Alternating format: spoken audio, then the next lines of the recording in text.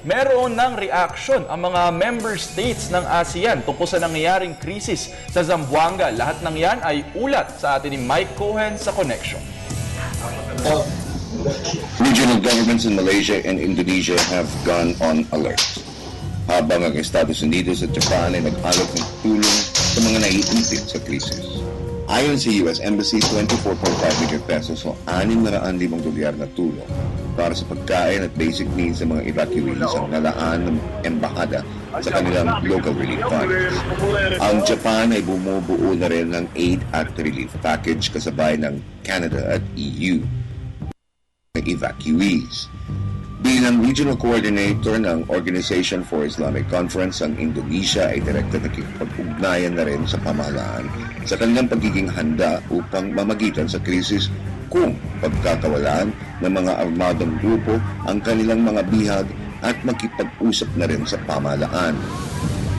Walang pamahalaan, gobyerno o international organization sa ASEAN, Middle East o ibang bansa ay handang makipag-usap naman sa Nur Gunman o ang kanyang faction ng MNLF habang may hawak ng mga bihag ang mga grupo nito.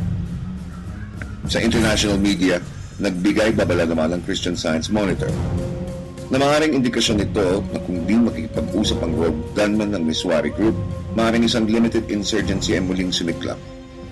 Subalit ang Time Magazine naman at karamihan ng mga international news organizations ay tila nagulat sa sitwasyon dahil papayapa na sana ang Mindanao. Greed lamang o pagiging gahaman o sakim ng ibang armed groups na nainggit sa MILF-GRP peace agreements ang nakikita ng mga international news analysts ang punot-dulo ng pag-alsa.